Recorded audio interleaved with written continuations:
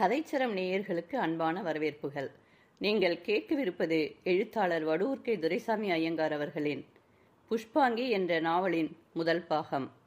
தமிழில் நாவல் தோன்றிய ஆரம்ப காலகட்டமான 1920களில் இந்நாவலை எழுதியுள்ளார். இவ்வளவு வருடங்கள் ஆகிவிட்டதே, போர் அடிக்காதா என்று வாசகர்கள் துளிகூட எண்ண வேண்டாம்.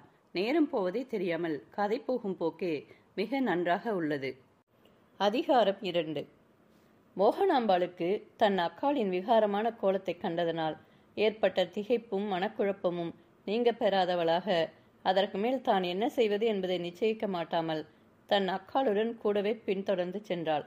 இந்திராணி ஓடோடியும் சென்று தனது அலங்கார அறையை அடைந்து தனது கையில் இருந்த புத்தகத்தை அங்கிருந்த ஒரு மேஜையின் மீது வைத்துவிட்டு சுவரில் மாட்டப்பட்டிருந்த கண்ணாடி ஒன்றை கையில் எடுத்துக்கொண்டு தண்ணீர் இருந்த இடத்தை நோக்கி ஓடினாள். தான் மேஜையின் மீது வைத்திருந்த புத்தகத்திற்குள் கந்தசாமியின் புகைப்படங்கள் இருந்தன என்ற நினைவாவது, தன் தங்கை தனக்கு பின்னால் வருகிறாள் என்ற எண்ணமாவது அவளுடைய மனதில் அப்போது உண்டாகவில்லை. தன் முகத்தை பல வகையில் சுத்தப்படுத்திக் கொள்வதில் உடனே தன் முழு கவனத்தையும் செலுத்தினாள். பின்னால் தொடர்ந்து வந்த மோகனாம்பாள் மேற்படி மேஜையின்றி சென்று அதன் மேலிருந்தது என்ன புத்தகம் என்பதை தெரிந்து கொள்ள வேண்டும் என்ற ஒருவித விருப்பத்தினால் தூண்டப்பட்டு அதன் பக்கங்களை இப்புறம் அப்புறம் திருப்பி பார்த்தாள். அவ்வாறு அவள் பக்கங்களை புரட்டியதில் அதற்குள் இருந்த 2 புகைப்படங்களும் வெளியில் நகர்ந்து வந்து அவளது திருஷ்டியில் படவே அவள் பெரிதும் வியப்பும் ஊக்கமும் கொண்டு படங்கள் 2ஐயும் வெளியில் எடுத்து உற்று நோக்கத் தொடங்கினாள். ஒரு படத்தில் கல்யாண கோலத்தோடு ஒரு சோஃபாவின் மீது ஒரு யவன புருஷர் உட்கார்ந்திருந்த காலத்தில் படம் பிடித்த காட்சி காணப்பட்டது. அந்த அற்புத வடிவழகருடைய கண்கொள்ளா வனப்பையும் தெய்வீக தேஜஸையும் கண்ட மோகனாம்பாள் பிரமித்து திக்பிரமை கொண்டு வைத்த விழியை வைத்த இடத்திலிருந்து நகர்த்த மாட்டாமல் முற்றிலும் மனக்கவர்ச்சி அடைந்தவளாக அப்படியே நிலை கலங்கி நின்றுவிட்டாள். அவ்வாறு 2 நிமிஷ காலம் உணர்வு கலங்க நின்ற அந்த பெண்மணி அதன் அடியில் அச்சிடப்பட்டிருந்த சொற்களை படிக்கலானாள். மன்னார்குடி கந்தசாமி மனோன்மணி அம்மாளை விவாகம் செய்து கொண்ட காலத்தில் எடுக்கப்பட்டது என்னும் சொற்களை அவள் படிக்கவே அவளது மனதில் அப்போதே உண்மை விளங்கலாயிற்று. தன் அக்காலை மணந்து கொள்ளப் போகிறவர் அவரே என்ற நினைவு அவளுக்கு தோன்றியது. அதை நகர்த்தி அதற்கு அடியில் இருந்த இன்னொரு படத்தை அம்மடந்தை மெதுவாக எடுத்து நோக்கவே அதில் தத்ரூபம் ரதிதேவி போல காணப்பட்ட ஒரு பெண்ணின் வடிவம் தேஜோமயமாக நின்று காட்சி கொடுத்தது. அந்த அதிமோகன வசீகர வடிவத்தை கண்டு திடுக்கிட்டு மதிமயக்கமடைந்த மோகனாம்பாள் அதன் அடியில் இங்கிலீஷில் டைப்பினால் அடிக்கப்பட்டிருந்த எழுத்துக்களை உற்று நோக்கினாள். சேமமாக இருக்கிறேன், 4 நாட்களில் வருகிறேன், கவலை கொள்ள வேண்டாம் என்று அடிக்கப்பட்டிருந்த சொற்களை படித்த மோகனாம்பாள் அதன் கருத்தை அறிந்து கொள்ள மாட்டாமல் 2 நிமிஷ காலம் தத்தளித்தாள். ஆனாலும் அவளுக்கு உண்மை உடனே விளங்கத் தொடங்கியது. சில வருஷ காலத்திற்கு முன்னர் சென்னையில் ஜில்லா கலெக்டர் உத்தியோகம் வைத்திருந்த பட்டாம்பி பிராம பிள்ளை என்பவருடைய குமாரியான மனோன்மணி அம்மாளை மன்னார்குடி வேலாயுதம் பிள்ளையின் புதல்வரான கந்தசாமி விவாகம் செய்து கொள்ள ஏற்பாடாயிருந்த சந்தர்ப்பத்தில் அவர் பெண் போல வேஷம் தரித்து வந்து மனோன்மணியை பார்த்து அவளுடன் பேசியது, அவரையும் அவருடைய புருஷராய் நடித்த கோபாலசாமி என்பவரையும் பட்டாம்பிராம பிள்ளை அறைகளில் விட்டு பூட்டி வைத்தது, அன்றைய இரவில் இடுமண் சேர்வைக்காரன் முதலியோர் வந்து பெண் வேஷத்தில் இருந்த கந்தசாமியை மனோன்மணி என்று கருதி மயக்க மருந்தை உபயோகித்து அவரை பலாத்காரமாக மோட்டாரில் வைத்துக்கொண்டு கும்பகோணத்திற்கு கொண்டு போனது, அங்கிருந்து கந்தசாமி தப்பி போன காலத்தில் அவருக்கு விஷக்கடியால் அபாயம் நேரிட்டது, மனோன்மணி அம்மாள் அவர் மீது கொண்ட காதல் வேட்கை பொறாமல் அன்னம் துயில் முதலிய எதுவும் இல்லாமல் நெளிந்து உயிரை விட இருந்த தருணத்தில் திகம்பர சாமியார் கந்தசாமியின் படம் ஒன்றை சம்பாதித்து அதை பெண் போல மாற்றி அடியில் மேற்படி வாக்கியங்களை டைப் எழுத்துக்களாக அடித்து கந்தசாமி மனோன்மணிக்கு அதை அனுப்பியது போல தந்திரமாக அனுப்பி அவளுடைய உயிரை மீட்டது ஆகிய வரலாறுகளை எல்லாம் மோகனாம்பாள் தனது தாய் ஒருவாறு சொல்ல கேட்டிருந்தாள். ஆதலால் அந்த நினைவு இப்போது அவளுக்கு உண்டாயிற்று. அந்த யவன புருஷரான கந்தசாமிக்கே தன் அக்காலை வாழ்க்கைப்படுத்த இணங்குவதாக தன் தாய் தந்தையர் மன்னார்குடியாருக்கு கடிதம் எழுதியிருந்தார்கள் என்பதையும் அவள் நன்கு அறிந்திருந்தாள். மன்னார்குடியிலிருந்து கடிதம் வந்ததால் தனக்கு சைகை காட்டும்படி தலாயத்திடம் திட்டம் செய்திருந்தாள் என்றும் அந்த கடிதத்தை தன் தாய்க்கு படித்து காட்டவே அவளை தன் தந்தை அழைத்தார் என்றும் அக்கடிதத்தின் விஷயங்களை தெரிந்து கொள்ளும் பொருட்டே தன் அக்கால் அவ்வாறு திருட்டுத்தனமாக திரைச்சீலையின் மறைவில் ஒளிந்திருந்தாள் என்று மோகனாம்பாள் உடனே ஊகித்து கொண்டாள். அவ்வாறு ஒளிந்து கேட்ட பின் தன் அக்கால் மிக விசனகரமான தோற்றத்தோடு திரும்பி வர வேண்டிய காரணம் என்னவாக இருக்கலாம் என்று அவள் உடனே சிந்தித்து கடிதத்தில் ஏதேனும் விசேஷம் இருக்க வேண்டும், ஒரு கால் மன்னார்குடியார் அந்த விவாகத்திற்கு இணங்காமல் இருக்க வேண்டும் என்று உடனே யூகித்து கொண்டாள். தான் தனது அக்காளுக்கு தெரியாதபடி உண்மை அறிய வேண்டும் என்று தனக்குள் தீர்மானித்து கொண்டவளாக படங்கள் இரண்டையும் முன் இருந்தபடியே புத்தகத்திற்குள் வைத்துவிட்டு எதையும் தெரிந்து கொள்ளாதவள் போல தூர விலகி நின்றாள். சில நிமிஷ காலத்தில் இந்திராணி அம்மாள் தனது முகத்தை ஈரத்துணியால் துடைத்து கொண்டு வந்து சீப்பினால் தனது தலைமயிரை வாரி படிய வைத்து மை பொட்டு முதலியவற்றை மறுபடியும் தீட்டி கொண்டு வர, மோகனாம்பாள், அக்கா, அதோ மேசையின் மேல் ஏதோ புத்தகத்தை வைத்தாயே, அதை மறந்து போகப் போகிறாய். எனக்கு சமையலறையில் கொஞ்சம் அலுவல் இருக்கிறது, நான் போகிறேன் என்று சம்சயத்திற்கு இடமில்லாதபடி கூறிவிட்டு மெல்ல நழுவி அப்பால் போய்விட்டாள். மோகனாம்பாள் புத்தகத்தை பற்றி நினைப்பூட்டியதை கேட்கவே இந்திராணி அம்மாள் விழிப்பும் எச்சரிப்பும் அடைந்து புத்தகத்தில் இருந்த படங்களை தன் தங்கை முதலியோர் பார்த்துவிடப் போகிறார்களே என்ற அச்சத்தினால் சரையில் என்று மேஜையண்டை போய் அதை எடுத்து ஒரு பக்கமாக திருப்பி அதற்குள் படங்கள் இரண்டும் இருக்கிறனவா என்று பார்த்து நிச்சயப்படுத்தி கொண்டு புத்தகத்தை ஜாக்கிரதையாக தன் கையில் பிடித்து கொண்டு அப்பால் நடக்கத் தொடங்கினாள். தனது சயன அறைக்குள் சென்று அங்கிருந்த தன் பஞ்சனை கட்டிலின் மீது அப்பாடா என்று வாய்விட்டு தன் மனவேதனையை வெளிப்படுத்தியபடி ஏறி உட்கார்ந்து சோர்ந்து புஷ்பம் ஆடி தோண்டு சாய்வது போல அப்படியே விழுந்து விட்டாள். இந்திராணை விட்டு பிரிந்து சென்ற மோகனாம்பாள் நேரில் சமலையறையை அடைந்து மன்னார்குடியிலிருந்து கடிதம் வந்திருப்பதாக தனக்கு செய்தி சொல்லிய வேலைக்காரியிடம் பேசி தனது தாய் வந்தவுடன் மன்னார்குடி கடிதத்தில் என்னென்ன விஷயங்கள் எழுதப்பட்டிருந்தன என்பதை அறிந்து தனது தாய் சம்சயிக்காதபடி தனக்கு தெரிவிக்கும்படி அவ்வேலைக்காரியிடம் கூறி திடப்படுத்திவிட்டு வேறு இடத்திற்கு போய்விட்டாள். தங்கள் குடும்பத்தை பற்றிய எந்த மர்மமாக இருந்தாலும் கற்பகாம்பாள் அவளிடம் மாத்திரம் ரகசியமாக சொல்லி வைப்பாள். அந்த வழக்கப்படி அன்றும் எஜமானியம்மாள் சகலமான செய்திகளையும் சமையற்காரியிடம் சிறுக சிறுக வெளியிடவே அவள் தனிமையில் அவைகளை மோகனாம்பாளுக்கு பூர்த்தியாக தெரிவித்து விட்டாள். மோகனாம்பாள் கூர்மையான பகுத்தறிவுடைய விவேகி ஆதலால் தனது அக்காள் கந்தசாமியின் மீது பெரிதும் காதல் கொண்டிருக்கிறாள் என்றும் கடிதத்தில் குறிக்கப்பட்டிருந்த புதிய ஏற்பாட்டினால் கந்தசாமி அவளுக்கு இல்லாமல் போகவே அவள் ஏக்கமும் விரக வேதனையும் கொண்டு தவிக்கிறாள் என்றும் மோகனாம்பாள் உடனே சுலபத்தில் ஊகித்து கொண்டாள். மன்மதனைப் போல் இருந்த கந்தசாமியின் 2 படங்களையும் பார்த்தது முதல் மோகனாம்பாளது மனமும் பெரிதும் சலனமடைந்தது. இன்னதென்று கூறவே இயலாத ஒரு விதமான நூதன வேதனையை உண்டாக்கி கொண்டிருந்த நிலைமையில் தன்னை அவருக்கு விவாகம் செய்து கொடுக்க இரு திறத்தாரும் தீர்மானித்திருக்கிறார்கள் என்ற செய்தியை கேட்கவே அப்பெண்மணியின் மனதும் தேகமும் அவளை மீறி ஆனந்த பரவசமடைந்து பொங்கி பூரித்து போயின. ஒரே கடிதம் மூத்தவளுக்கு உயிர் குடிக்கும் யமனாகவும் இளையவளுக்கு சகிக்க ஒண்ணாத அதீதமான இன்பப்பெருக்கை உண்டாக்கும் தேவாமிர்தமாக முடிந்தது. அக்காளின் மனதில் ஏக்கமும் துயரமும் வேதனையும் பொங்கி பொங்கி உயிரை பருக்குகின்றன. தங்கையின் மனதும் மெய்யும் தமக்குத்தாமே அதீதமான ஆனந்த களிப்பினால் பூரித்து பொங்கி அவளை சுகவாரிதியில் மிதக்க வைத்து இன்பத்தாளாட்டு பாடுகின்றன. இந்திராணி தன் சீர்குலைந்த நிலைமையின் காரணம் இன்னதென்பது வேறு எவருக்கும் தெரியாதென்று நினைத்திருந்தாள். ஆதலால் தன் தங்கை அவ்விஷயங்களை அறிந்து கொண்டிருந்தாள் என்று அவள் உணரவே இல்லை. அவ்வாறு அன்றைய தினம் கழிந்தது. மறுநாள் மன்னார்குடியிலிருந்து மறுமொழி தந்தி கிடைத்துவிட்டது. தமக்கு தந்தி கிடைத்ததென்றும் தாம் உடனே தமது குமாரருக்கு தந்தி அனுப்பி அவருடைய சம்மதத்தை பெற்றுவிட்டதாகவும் தாம் லக்ன பத்திரிகையை எதிர்பார்ப்பதாகவும் வேலாயுதம் பிள்ளை அந்த மறுமொழி தந்தியில் செய்திகள் எழுதியிருந்தார். அதை பார்க்கவே தாயும் தந்தையும் அடிக்கடி கூடி கூடி சம்பாஷிப்பதும் விவாகத்திற்காக வேண்டிய முஸ்தீப்புகளை பற்றி திட்டங்கள் போடுவதும் முகூர்த்த நாள் ஆராய்வதுமாக பொழுதை போக்கினர். இந்திராணி இளைத்து மெலிந்து படுத்த படுக்கையாக வீழ்ந்து விட்டாள். ஆனாலும் அவளது தாய் அதன் உண்மை காரணத்தை ஊகித்தறிய மாட்டாமல் அவளுக்கு தேகத்தில் ஏதோ நோய் ஏற்பட்டிருக்கிறது என்று நினைத்து விவாகத்திற்குள் அவளை குணப்படுத்த வேண்டும் என்று ஆவல் கொண்டு ஒரு டாக்டரை வருவித்து மருந்துகள் கொடுக்கச் செய்தாள். அக்காளது பரிதாபகரமான நிலைமையை காண சகியாத தங்கை அவளுடன் கூடவே இருந்து அவளுக்கு தேர்தல் மொழிகள் கூறி கூறி அழுத்து போனாள். தனது அக்காள் கூடி விரைவில் இறந்து போவாள் என்ற சம்சயம் அவளுக்கு உண்டாகிவிடவே அவளுடைய மனநிலைமை படிப்படியாக மாறத் தொடங்கியது.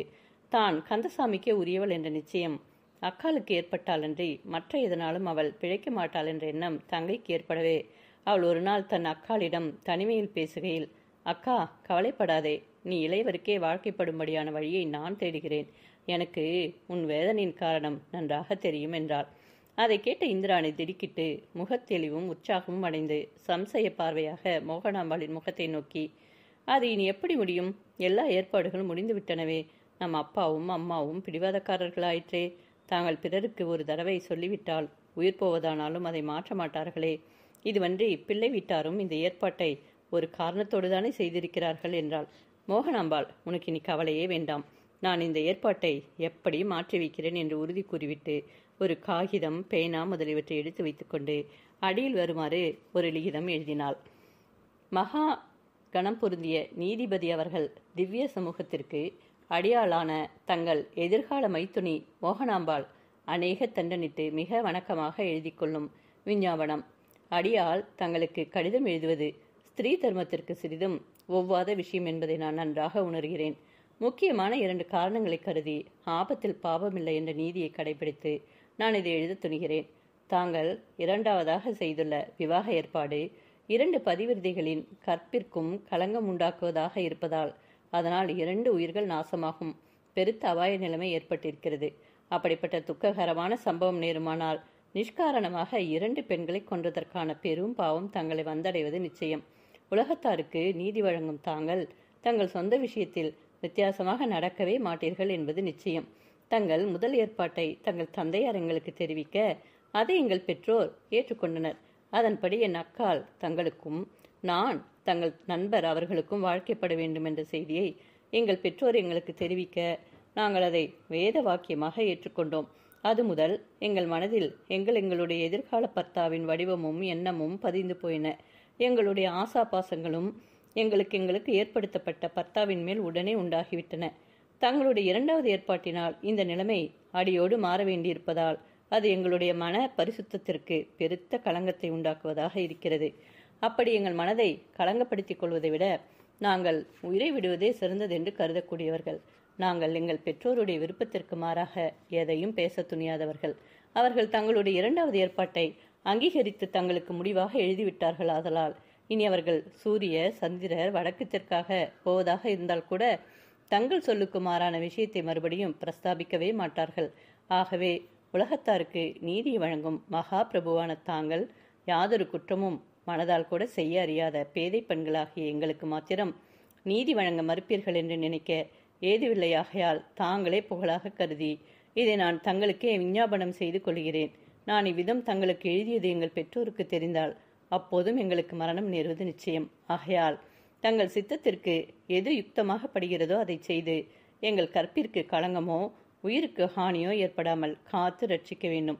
இங்கனும் தங்கள் ஆப்த நண்பரின் எதிர்கால அடியாள் மோகனாம்பாள் என்ற கடிதத்தை எழுதி தனது அக்காளுக்கு படித்து காட்டிய பின்னர் அதை உரைக்குள் போட்டு தலை ஒட்டி கந்தசாமியின் மேல் விலாசம் எழுதி தபாலில் போடச் செய்தாள். தஞ்சை பட்டணத்தில் தெற்களங்கம் சிவகங்கை தோட்ட வாயில் அண்டையில் உன்னதமான ஒரு வனமாளிகையில் தஞ்சை சப்ஜெக்ட் கந்தசாமி பிள்ளை வசித்து வந்தார்.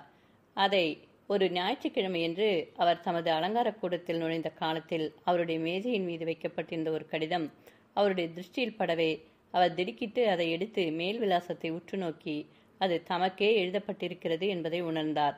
அதன் எழுத்துக்கள் முத்து முத்தாகவும் அதிகமான கோளாறுகள் இல்லாமலும் தமிழில் எழுதப்பட்டிருந்தமையாலும் அது யாரோ ஒரு ஸ்திரீயினால் எழுதப்பட்டிருக்க வேண்டும் என்ற எண்ணத்தை அவருக்கு உண்டாக்கியது.